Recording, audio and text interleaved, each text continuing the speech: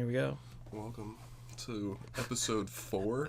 Episode 4. Utterly confused. We're on a roll now. We got the rhythm going. I think we got a reliable recording source. I hope so. At this point, I'm Willard Swift. I'm Joey Prevey. Oh, we also have a special guest with us today, Sir David Attenborough. Yes, there are plenty of idiots in this world, and you two are the biggest I've ever fucking seen. Okay, David, you need to leave. Sorry about that, folks. That was a little weird. What was that? What was that first? How do you segue from that? Oh my god. Horrible. I'm getting dizzy. Okay. Here we go. What was that thing? Oh yeah, video game difficulty. That's what I wanted to bring up. I'm going to ask you first, because I already have a lot to talk about on this. And I think you know where it's going. Yeah, I definitely do know where yours is going. But, I'm not, I wouldn't consider myself a gamer. Gamer, bro. Full in, like MLG. Sit there and play for hours. The video games can, hold my attention for, maybe, 30 minutes to an hour. And then I'm done. Yeah. I can't. Yeah. And, growing up, it was always, I would always play Pokemon, Legend of Zelda. Oh, man. I had the PS2, was playing Rocket Power, Spyro, Grand Theft Auto, Jak and Daxter. 3. Never played Jak and Daxter. Man, you're missing out. You're missing out. But I'm not a gamer, but I love video games. I love the concept behind it and the worlds that are created in a lot of video games. So I have almost every Nintendo console. Fuck. I got Dreamcast. I got fucking Genesis. I got a bunch. Collecting, kind of, in a collecting aspect. But, I've never really gotten big into them. So, difficulty-wise, I don't know, man. There's just so many video games that, I never, it's not that I never struggled. It's just, whenever the struggle started happening, I lost interest. So I was I'll put this away for a bit, and then I came back to it. I, actually, as a kid, did you ever play Star Fox Adventures? Yes. So this was the GameCube one that I'm thinking of. Yeah. There's, dinosaurs, and they actually had a made-up language on it. If you look back on it, you can see that they actually had some weird made-up language. I don't think it was very in-depth. Yeah. But I know it was they literally gave you subtitles on it. They're Utawatu, and you're like, oh, okay, I see what you're saying, because they're giving me subtitles. But I remember in the game, there are these natives, and you have to go through these different kinds of tests. There's a physical test, a mental one, to get the next spirit or whatever to move on to the next location, because it was locked. You couldn't go anywhere. Yeah. And there was a strength test. And for the strength test, they brought out their biggest dude, and you had this I don't even know what you call it. You probably know it because you've been on. Well, it's an old ship with sails and shit. But it's when you turn the, it's the rotating, someone's pushing on each side, and it rotates the fucking, and it brings up the sail on the mast or whatever the fuck it's called. I don't even know what I'm talking about. It's probably made up shit. Yeah, but anyway, you're both pushing on on each side, and you have to push harder than the other guy to win. You have to have yours hit the other thing first. And in order to do it, you literally just have to tap A really fast, and I could never tap it fast enough.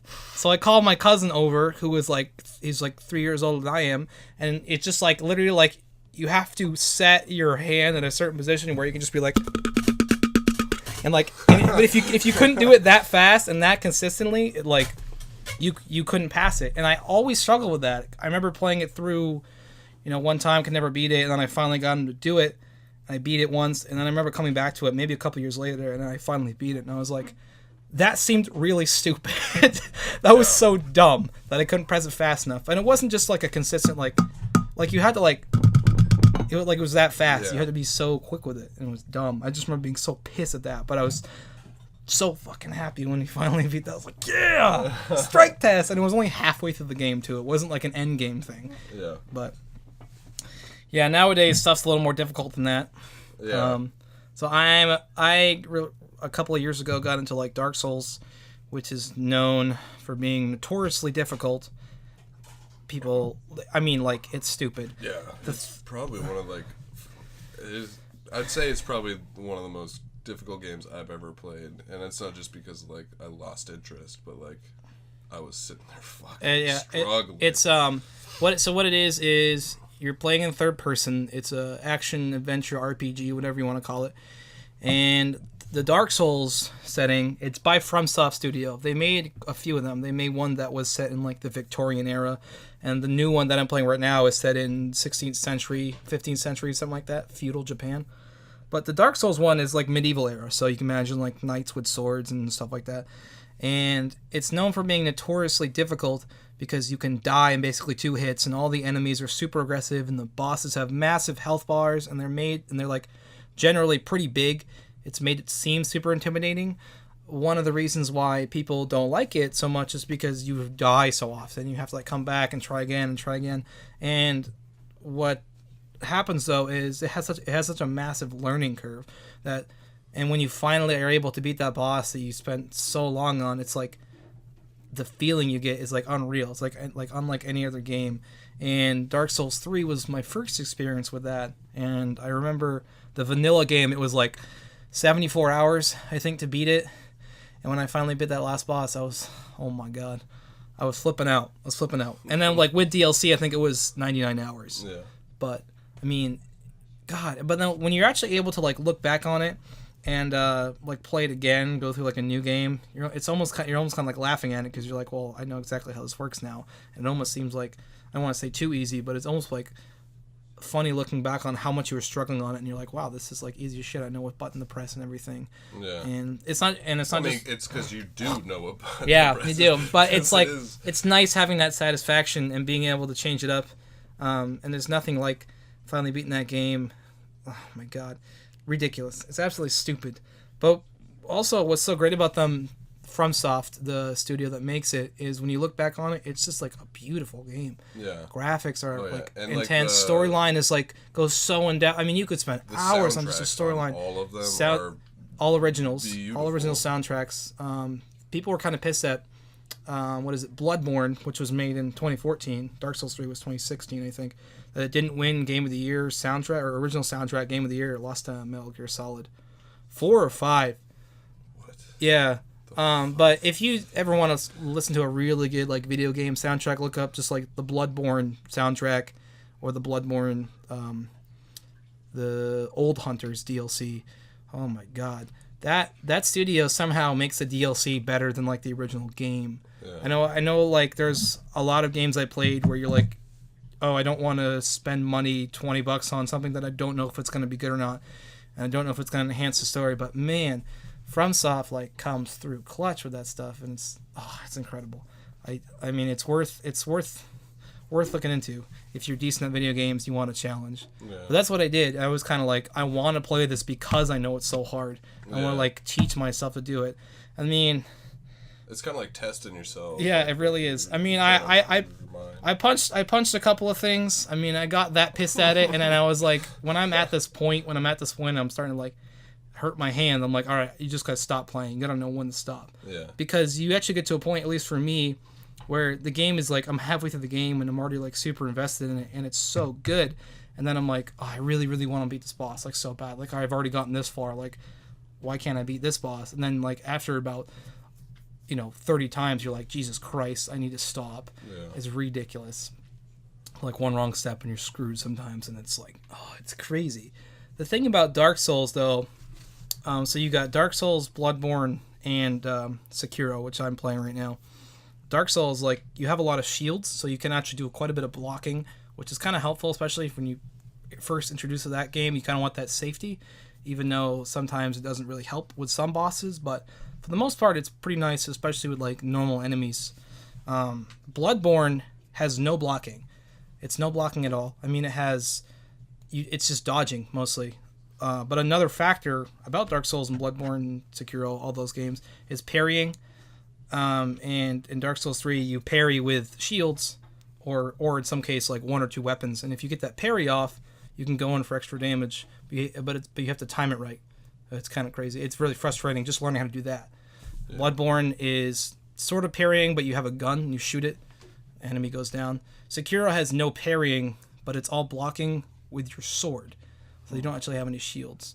So a good game maybe to start out on is like Dark Souls, even if it's just Dark Souls 1. But people get really frustrated because it has a massive learning curve, and but I'm telling you, once you sort of learn the ways of it, it becomes super satisfying to beat it. And you know what's even stupider? That game is so hard. Like Dark Souls 3, 99 hours. That's how long it took me, and I'm like decent. I play a lot of video games. People do these runs where like they don't wear armor. Like they've done runs where like they put the monitor upside down and they beat it that way, and you just look at yourself like, will I ever accomplish anything in my life? Like because all the combats are like, yep, it took me 45 tries in this boss, and now you're doing it upside down, so it's fine. Yeah, just like, oh fuck me, okay. Or like the worst weapon in the game, it does like 10 damage, which is like nothing, and you're like, okay, well I guess my life amounts to nothing at this point, so I'm just gonna be over here. I'm just gonna be over here watching these in the comments, but yeah, definitely super satisfying, and even just worth looking up the soundtracks. Oh, incredible. Yeah. It's crazy shit. Let's try and think. Oh yeah, I had another thing too. So I think I brought this up briefly in the last one, but we kind of skimmed over it to something else. Remember when we used to get excited about reading as kids? I mean, like, there's times I feel like I've gotten more excited over reading now, like really? nowadays, because like I mean, like my collection of books is much larger than what it was when I was a kid. Nah, I think that's due to like when I was a kid, like I fucking hated reading because I struggled with reading. Oh, okay. They thought that I might have childhood dyslexia, or like a minor case of that. And look where you are now. Look where I am now, still struggling to read. We haven't made it anywhere. But I just like it's not that I don't like. I don't like reading, but I like the story. Okay. And so I suffer through reading. Okay. To get the story. Yeah. That's for me. Like I'll sit and read a book because of recommendations, or just the fact of like I like the classic American novel kind of like literature aspects behind things, like books like On the Road by Jack Kerouac. It's my Bible. I love that book. I've read it 1,000 times. I have a copy that's in full French. Jesus. Of the book that I got when I went to France. Like, wow. I was just like, I actually almost. The lady was concerned because she didn't speak English, and I was trying to ask her where this book was. Donde, wait. No. I don't even know what to say where in French when I took French. And I think she was gonna like. Honestly, I thought she was gonna call the cops because I was just like trying to be like, this book. On the Road, where is it? And some dude came over and like who spoke both English and French. I was just like, hey, it's right here. I'm gonna kiss you right now. Not in the French way. No, but yeah, I mean, like I struggled reading as a kid. Now I enjoy it. See, mine was well, actually, I wouldn't say mine's the opposite because I've just now, probably in the last year, gotten back into reading. But when I was a kid, I mean, that's all I would friggin' do is I would read. Like I would sit out on the little like the porch swing, and I would just. Even in the summertime, I would just be sitting there sweating. It was funny. I was like, "Oh, you get a tan." Even as like a 10-year-old, I was like, because I mean, I'm not pasty. I'm not Irish pasty, but I'm a little, well, not now, but I mean, I'm a little white. Yeah. Pretty white. You know. Both are. I don't even know. It's like it's slightly more of a shade. But anyway, I'd be sitting on that porch swing, just like reading for like 5-6 hours. Wouldn't even know that I was reading for so long. And then we'd always have those. Or the reason I brought up this topic in the first place is because working at schools, I still see the signs that they have. Those like reading contests, whose class can read the most. And I remember doing that. And I'd always try to be the one to like beat everybody. And I always wanted the most hours. And I would read like whatever I could. It was mostly like fantasy stuff because they usually always had a series of stuff. Yeah. And I could get into that forever. So it'd always be like I could finish the first book and be like, I gotta get the second book now. That's how it was with like Harry Potter, Lord of the Rings, the Narnia books, yes, the Divergent series. Oh yeah, and the Hunger Games series.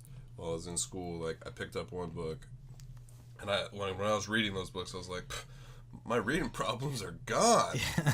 But in reality, it's just I found interest in it, and so like that mental block fucking faded away while I was reading it. But then I'd end up reading something that I actually like now. Like if I were to read On the Road in high school, I'd be sitting there like, fuck this, fuck you, fuck this book, I hate this, I'm not gonna read it, and then I would struggle. Yeah.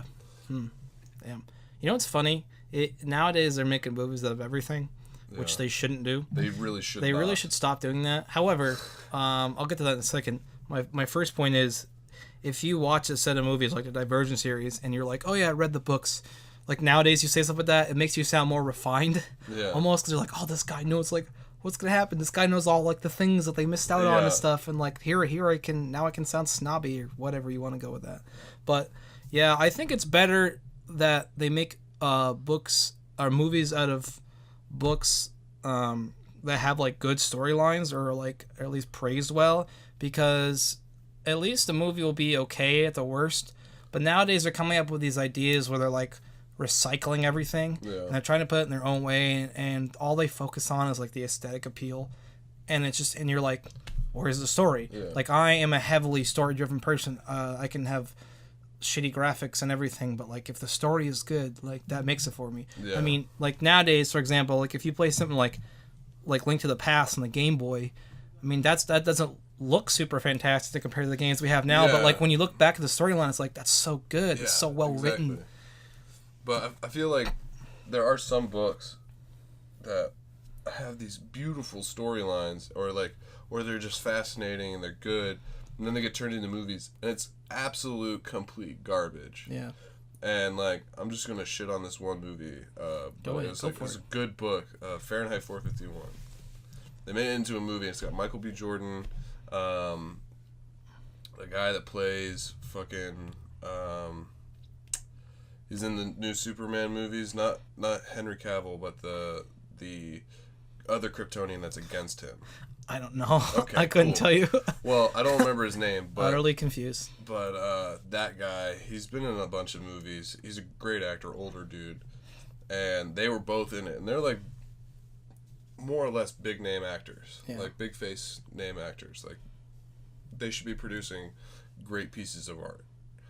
100% garbage, and it might not just be their fault, because their acting is good, but like the movie in itself was trash, because the book is like there's so much information in the book, there's so much shit behind the story, and then movies just get like wiped out. Yeah, even for people like us who aren't like official movie critics, when they do stuff like that and they bring up something that they put something in the movie form and you're like, oh yeah, I read the books, this is so cool, and they bring all these A-list actors, your expectations go fucking way up, like to the ceiling, and pretty much anything that comes through there, if it's not A+ material, is just garbage at that point, and it kind of sucks because it kind of ruins the movie for you. Almost. And also ruins the actors for you almost. It ruins almost every aspect behind it, like the nostalgia of the book. It kind of turns you off from that, because now you're relating the story that you once loved to the story of the shitty movie that they just produced. Yeah. And then these actors, and it's just like you see them in a couple good movies, and then you remember, oh shit, man, this fucking trashy movie. Yeah. That they just completely ruined something. Basically, just made a movie and threw it in the garbage. Yeah, I feel like there's no good original ideas anymore, and they're just recycling everything. I got books on of my own stories, so like hit me up, Hollywood. I got it. Yeah, there you go. Hit up Joey. Hit up Joey. Thousands of stories. When we hit like 10,000 viewers on this, or listeners, whatever you want to call it, maybe someone knows somebody in Hollywood and get you connection. So I got stories on write that stories. Down. Well, yeah, I would rather have them try to do something original and like go with it than just recycle something, because my problem with them recycling things is it's just always it's been a focus on the CGI, and they'll get like one good actor or whatever, and you're like, I guess this will be okay, and then it just like is garbage. Like I watched Hellboy, the new one. God damn it, yeah. It was trash. It was fucking awful. Oh my god. It was fucking awful. When did you go see that? Last Thursday. Thanks for the invite, dog. Yeah. Appreciate you. Well, I'm right here. Well, you know this. Joey's gonna kill me afterwards, but I don't. Okay, so I'm glad I won't ruin the ending, but. So what I saw, I try to avoid reviews in general. Like I just try to avoid the internet. Like when I or like trailers and everything. Before you continue, are you basing your opinion off of the previous movies, or have you read the comics? I've not read the comics, and I know there are comics, so my opinion will be solely based off the movies. Off the movies, which I know is a little biased, but whatever. It's got so instead of Ron Perlman, which was an awesome Hellboy, and I think the first one was 2007 or 8 or something like that. It was early 2000s for sure. Yeah, and you could tell by the graphics. And the second one came out like 2 or 3 years later or something. I'm not quite sure. I think Joey's looking it up right now. So Ron Perlman played the Hellboy.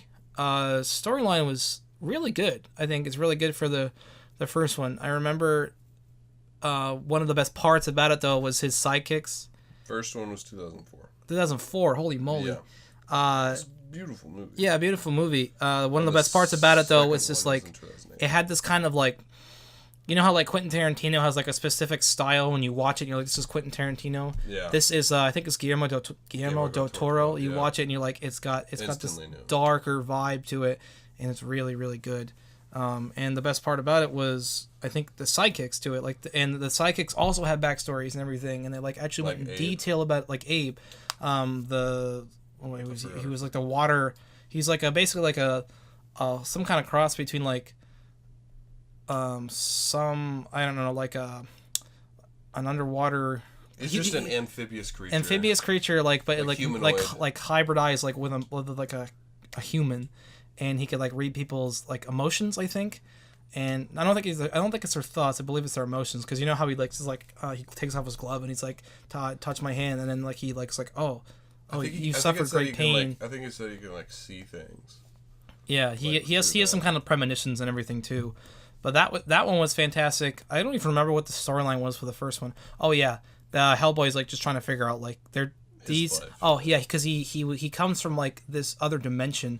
Through this like old like Nazi experiment that opened up this like portal to these this dimension where like these like evil gods lived, like, and like the Chaos God was like one of them or something, and he comes in that dimension and he's basically growing up trying to figure out who he is. And in the movie he has this sort of like on and off again relationship with his father, who's obviously not like his real father. He's just his adopted father. John Hurt. Great fucking dude, actor. Rest Rip. in peace, dude. Oh my god. He was also in Doctor Who. Remember? He was in one of the anniversary episodes. He was a doctor. Yeah. He was it's like the 12.2, 12.5. Yeah. He's like a half doctor. Yeah, he was it was David Tennant or Matt Smith, I can't remember which one. They went back in time to see themselves. It was really cool how they did that. His voice acting work is great too. Have you seen V for Vendetta? I watched some of it. I don't know why I didn't finish it. Don't kill me now.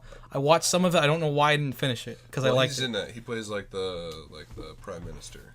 He plays like the lead bad guy. Yeah, and it's hilarious. He's great. He's got just a perfect voice. He was also Ollivander in Harry Potter. Oh yes! Oh my god! Yeah. Wow, his hair's different and everything. He's got a laundry list. Dude, he's you ever seen the TV show Merlin? I've seen bits of it. Yeah. He plays the dragon, and he's like a perfect dragon. Yeah, he's just a massive ancient wise dragon, which is like it's his role. It's John Hurt's role.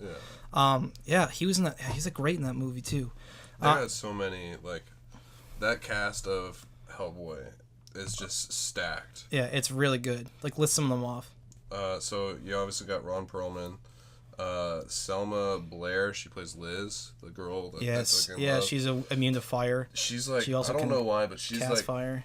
I see her as like an iconic early 2000s 90s actress. Yep. Like A-list actress. Yeah. That's completely underrated. Yeah, definitely. Yeah. And you got Doug Jones, who plays Abe. He's in like almost every Guillermo del Toro movie. He's the guy with the hands in Pan's Labyrinth with Pan's eyes. Oh yeah, okay. He plays that guy. Yep. You got John Hurt, Rupert Evans. He's a younger dude.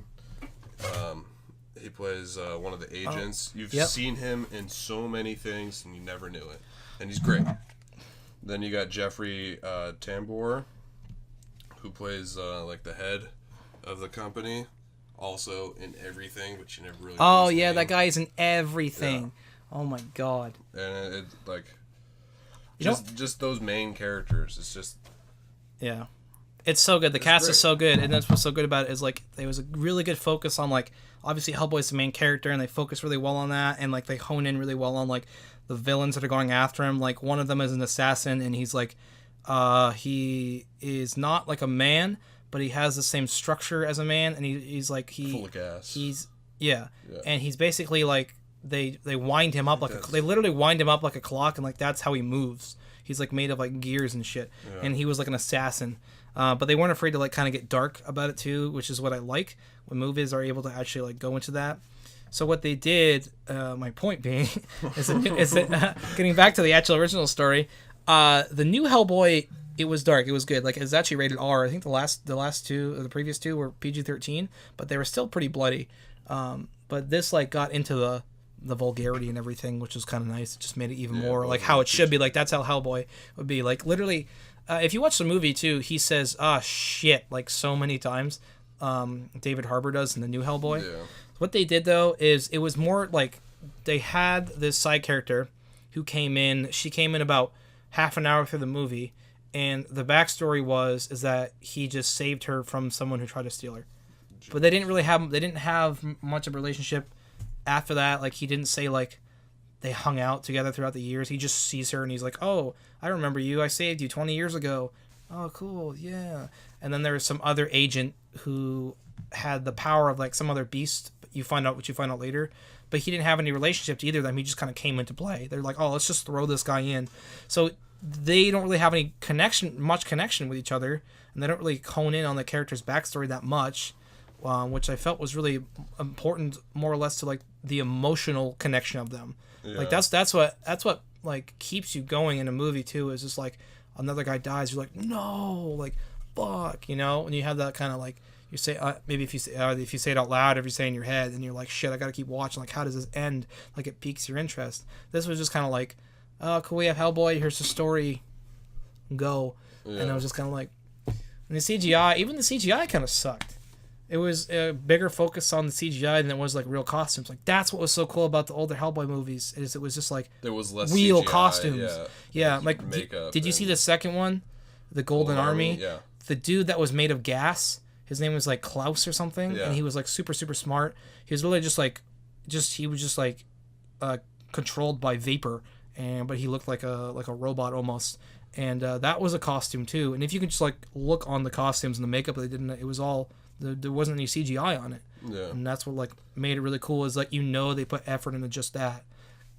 And well, it shows because the original Hellboy movie on Rotten Tomatoes got an 81. The second one, Golden Army, got an 86. Wow. And this new Hellboy that just came out got a 14. Oh my god, I was gonna say 18. Wow. It was probably it had a lot of it was just a storyline, and I don't want to talk much about it, and if you see it you'll be like, what the fuck? Like they had something. They literally had something. It felt like it was going somewhere, and then they introduced this new idea, and they tried to connect it through these like events that really made no sense. And they were like, oh, by the way, Hellboy is related to this guy, blah blah blah. Here you go. Yeah. What the fuck? Like, and they didn't put it in the beginning of the movie. Not even halfway. Halfway I can understand. They're like, okay, now we have a development. Now we're gonna start going uphill here. Now we can like wait until the final battle and then it drops after there. It was just like 15 minutes of the movie and it's like, oh, by the way, this really important detail that we didn't mention the whole time. Here you go. And you're like, what the fuck? Yeah. Like I think I said that during the movie. And I was like, this is shit. And I don't usually do that during movies. And I tried to. I accidentally saw the reviews going in. Like I think I hit it because I wanted to see who was in it. And I just saw like the Rotten Tomatoes thing at the top, and I was like, fuck. So, and I knew that was gonna like change my expectations a little bit, but it was even worse than I thought because I was just trying to be neutral going into it. Yeah. And that's those are the best movies though, the ones that you just don't have any expectations for, like Rogue One. Star Wars Rogue One was amazing. It was beautiful, and I've like the newer trilogy of Star Wars movies. I like them, but I'm not a fan. No. Like as I was like. I mean, I definitely am a fan of Phantom Menace, Clone Wars, and Revenge of the Sith. Yeah. Merely on the fact that was my generation. Yeah. Like, I was a kid while those were coming out. It was our generation. And then, like, obviously the original trilogy is... the original trilogy is beautiful. Oh, don't get me started on that.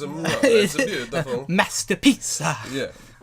But, like, this new trilogy, absolute garbage. Oh my god. Compared to those, but Rogue One, out of fucking nowhere, Yeah. hit a fucking banger right field. Oh my dude. god. I'm telling you, these guys nailed it on the head. Yeah. That's the best new movie they made. Like post episode 3, that's the best one they've made. Yeah. So fucking good. And another one that surprised me with on all these new Star Wars movies, and I know I'd probably get a lot of flack for it. Solo. No, okay, I knew you were gonna say that, and I'm gonna actually agree with you. Yeah. I think it was very well done. Because a lot of people didn't like there's obviously within all of the movies there are some continuity problems. Mm-hmm. There's plot holes.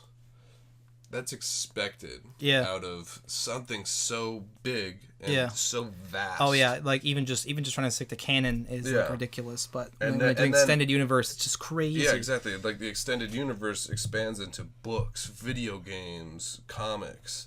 Like there's so many fucking stories that the fans love and hold dear. Yeah. And then when these movies come out, which is like the official thing. Yeah. They're like, whoa, whoa, whoa, whoa, whoa, whoa! What the hell's going on here? Yeah, I think what's happening is sort of the same thing I was talking about earlier. It's all about aesthetic, and it's all about like labels, and it's just like it's not really now. It's not even focused on like development and like character arc. It's just like they're focusing more on introducing the character and making you excited for the character, and the character finally comes out, and you're like, cool, and then it just drops off from there. Yeah. You know, it's like this is Rey, sick. Okay, well, what the hell are we gonna do with it now? Yeah. This is Finn. Sick. Like it's not going anywhere. And you had episode 8 and you're like, oh, she's gonna learn more about her parents and stuff, or like she's gonna see Luke and she's gonna learn how to fight, and she didn't do jack shit. Yeah, like they took the whole movie, didn't do anything with essentially, like this new trilogy, nothing has been accomplished. Yeah. Nothing has been accomplished. Except for you're right. some unknown. Except we know Luke was alive, but now he's not. Yeah. And now due to the fact that Carrie Fisher passed away. Yeah. Now we know, okay, fucking Leia's gone. Yeah. And Han died in the first one. Yep. So, like, boom, there goes our fucking Star Children, our original trilogy people. Yeah. They're gone. The only person left's fucking Chewie, R2, and C-3PO. Chewie, how old is Chewie at this Chewie's point? in his 600s. Oh my god. So there was... He never looked better, you know what I mean? Like, and that's like, he's midlife. Yeah. He's on, like, Wookiees live, like, a long range of life, and there was a comic. There's a little comic, and it's by far my favorite Chewbacca Han Solo story. And it's that they, in the Millennium Falcon, crashed on Earth, and ended up dying. Yep. Or Han ended up dying in the cockpit of the Millennium Falcon, and Chewie ran out by Native American or Indian people of that planet they were on Earth. Oh, on Earth. They landed on Earth. Oh. And it was like way back when. Yeah. And so in the story, Indiana Jones comes and finds the Millennium Falcon wreckage like under like rocks, and like it's all hidden, it's all trashed, and he finds Han's skeleton. Yeah. Dead body. Wait, and then so Harrison Ford finds Harrison Ford? Yeah, essentially. And he ends up finding or going on the hunt for Chewie, who is now on Earth. Mm-hmm. Is Bigfoot. Best storyline ever. I love this. Man. You know what I thought was weird? Did you see Crystal Skull, Indiana Jones Kingdom of the Crystal Skull? Yes. Didn't like it that much. It was okay. It wasn't horrible. I like the idea of him having a son. Yeah, that was good. With Shia LaBeouf. Shia LaBeouf. Shia LaBeouf. Have you heard that? Just do it! No, have you heard the song that they made? Oh my god. I think the first time I saw that, so it was in a theater version, is like when it originally is the original. Yeah. But the first one I saw, I think it was either like Fallout or like Skyrim graphics. Yeah. Like somebody like basically Gary modded Skyrim or Fallout 3. Yeah. And like the whole music video was that. And me and my buddy would drive around town, windows down, blasting the song on repeat. Oh my god. Running from your life from Shia LaBeouf. brandishing a knife. Shia LaBeouf. Oh wait, okay. You know the scene? You know how they had like so. For anyone who hasn't heard this, look up Shia LaBeouf Live by Rob Cantor, Cantor. It's on YouTube. It's fucking awesome. On stage and everything, they even have masks of his face, and they have an orchestra, like a kid choir and everything. It's like ridiculous. It's beautiful. There's a part in it where they say he's like sneaking around, and there's one kid he's saying quiet, and it's just like 12-year-old chubby dude, but it like zooms in on his face. And one time I was listening to it and I was like, you know, it'd be really funny. I stopped it, I screenshotted it, and even with the subtitles, it's like quiet, and I put it on my desktop background. And it was like, it's such an obscure reference that I'd have to like explain it to people. Like, you could look at it and be like, where is this from? I'd be like, okay, well, you know the song, and I'd have to like go through the motions and stuff. And it was pretty funny. But I think I might have the picture on here. I hope I do, because it's beautiful. Oh my god, just do it, dude. I don't think I do. Damn, man. What were we fucking talking about? Kingdom. Crystal Skull. For me personally, it wasn't bad because I wasn't expecting it, and that's pretty much why. Yeah. But the ending was like, too much of a cliffhanger for me. You know, they were like, oh, there are aliens, and they're like, okay, well, too bad we never got to meet him, and they just like fly off on the UFO, and you're like, you guys gonna do anything about this? Or like, wasn't it like what was it, the Alien movies or something like that? Oh no, wait, never mind. I'm thinking of like Prometheus when they get the alien ship to start and they fly off. But did you watch what's the new one called, the newer one that came out a couple of years ago? Alien, it's not Prometheus, it's a sequel. No, Prometheus is the end. Prometheus is the no. Prometheus is the prequel. There's a I apologize. Sequel to... So you have to put them in order, kind of. But I think Prometheus is the prequel to all the Alien movies. Sequel. And then you have. Shoot, I don't know how to fucking spell sequel. What's the new? That's utterly confused. Thank you for respecting the name and taking that into the. I'm just also retarded. So Whoa. Sequel to. Political correctness alert for anyone who just heard that. If you're offended, fuck off. Covenant. Alien Covenant. Yeah. That was good. Yeah. That was really good. I was very impressed by the way they looked what's that thing called? It starts with a Z or X. The name of the creature. Xenomorph? Yes. The Xenomorph looked really good in the new one because I think also, again, what's happening, expectations. You see the Alien movies with Sigourney Weaver in the 1980s, and you're Covenant was definitely my favorite because it has one of Hollywood's hotties, my favorite, Catherine Waterston. She's also in the Fantastic Beasts movies, and she is a gorgeous girl. Magnifico. Yeah, I speak Italian. I've been there. Italy. Antonio Margaretti. Dominic Di Coco. That's fantastic. How far are we in right now? That's what she said. Sorry. We're going good. It's up to you. Just made a sex joke, everyone. No one heard it. There's a little bit more here. I'm not superstitious, but I am a little stitious. So how far are we? It's not saying a time code here. Sorry, we're just looking at the computer screen. That's computer screen. Wait, you have eyes? What? I do. I don't want to like start clicking things. and it just go away, even though I am utterly confused. I'll stop. Okay. You know what? It's a beautiful Easter Sunday. Not gonna lie. It really is. We had the longest fucking winter of all time. I was sitting on the shitter this morning, and I was like, I don't want to like just sit around in my shorts and sweatshirt. Why not? And so I just like put on a nice shirt and pants. It's a nice day. I actually did that for lunch. Yeah, and I'm honestly sweating now. Oh, me too. I'm regretting every decision I ever made. I feel gross right now. Yeah. And I didn't bring shorts. Fuck. Well. All right. So what's your IQ level? Okay. My IQ level is more than yours. Fucking roof. Is it high enough to watch Rick and Morty? It's high enough to watch Bear in the Big Blue House. Classic. Yikes. All right. Well, let's just wrap that up now. Thank you for watching / listening. There's no vision. So. Thank you for watching. There's no visual. This is utterly confused. My name's Joey Preeby. And I'm Willard Swift. All right. Thank you. Have a good one.